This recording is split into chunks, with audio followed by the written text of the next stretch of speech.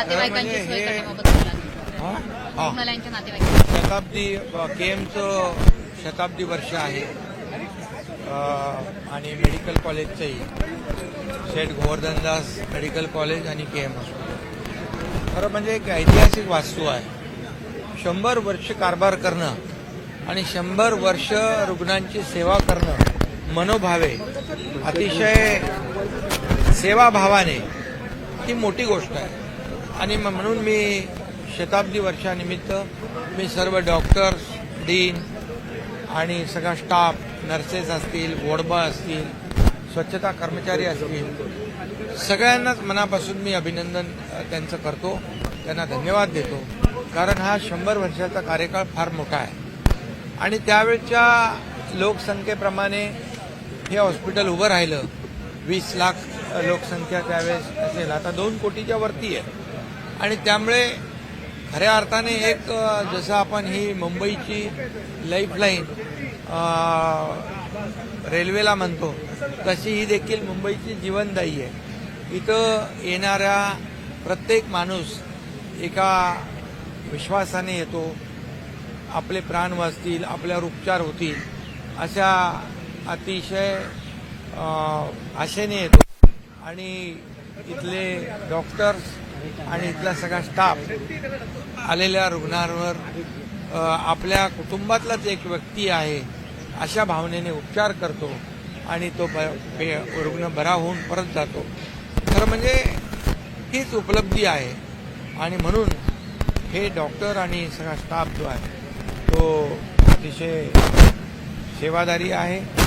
आणि त्याचबरोबर हॉस्पिटलमध्ये रुग्णांची संख्या पाहता मी मागे एकदा एक सरप्राईज व्हिजिट दिली होती, त्यावेळी 6 वॉर्ड बंद होते रिपेरिंगमध्ये. त्या वॉर्डमध्ये देखील मी आता एका वॉर्डमधली पाहणी करून अतिशय उत्तम तो वॉर्ड तयार झाला आहे.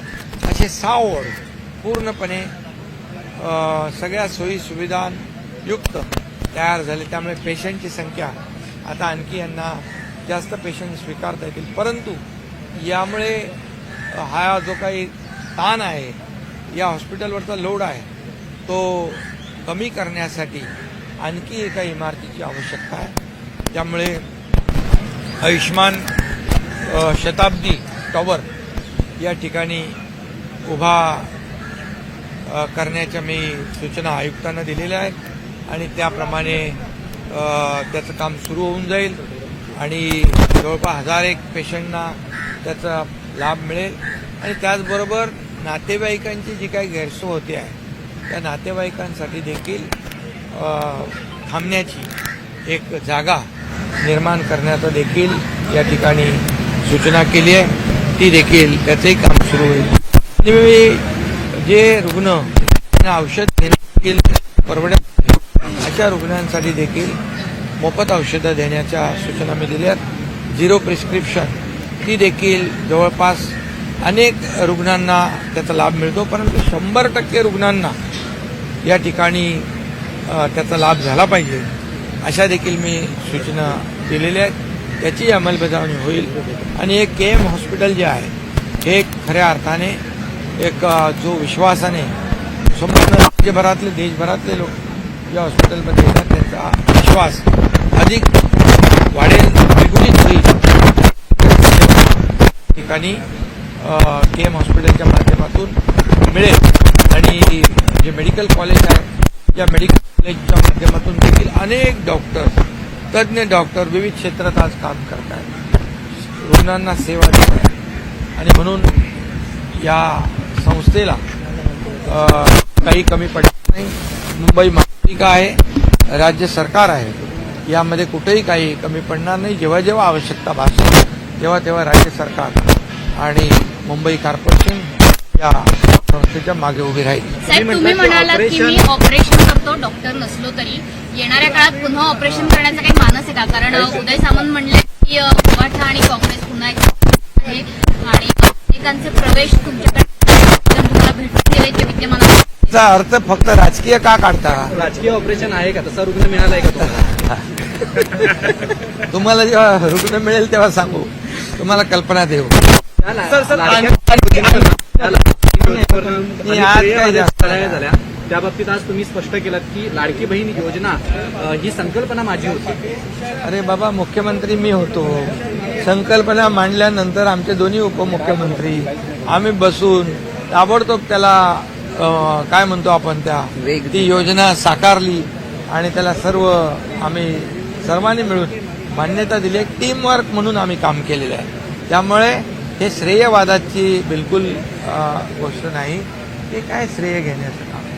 लोकांच्या जीवनामध्ये आपण काय बदल घडवू शकतो, मला काय मिळालं यापेक्षा मी महाराष्ट्रातल्या जनतेला काय देणार, ही भावना ठेवून आम्ही 2.5 वर्ष काम केलं. ही पुढची 5 वर्ष देखील आम्ही असंच काम करू. आता देवेंद्रजी मुख्यमंत्री आहेत, आम्ही टीम म्हणून काम करू आणि लोकांना पालकमंत्री पदावरनं बऱ्यापैकी गदारोळ सुरू आहे. तुम्ही चर्चा करायला सुरुवात केली आहे चर्चेतून पवारांसोबत की मुख्यमंत्र्यांची वाट बघताय? मुख्यमंत्री आल्यानंतर त्या चर्चेमधून सगळे प्रश्न सुटतील.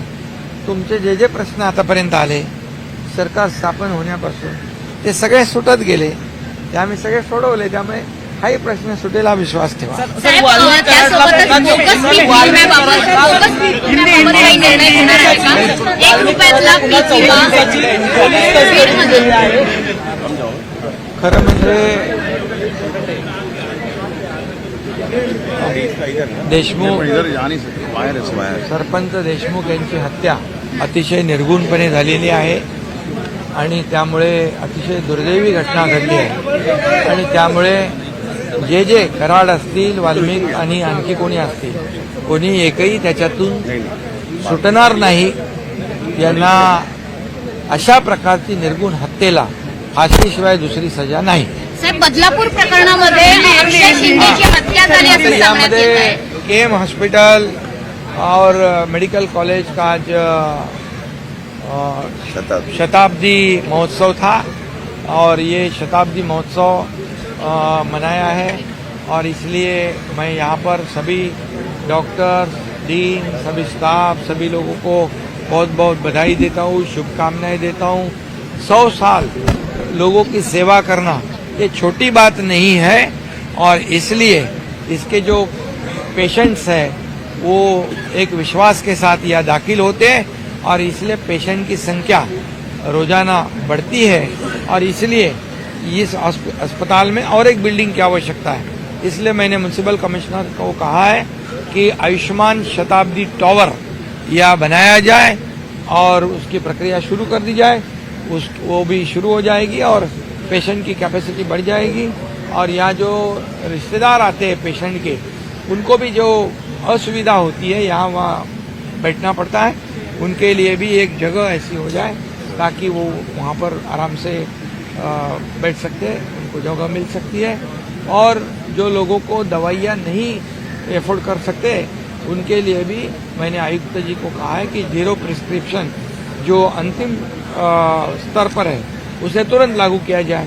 ये सभी हो जाएगा और ये केम अस्पताल और तेजी से लोगों की सेवा में जुट जाएगा.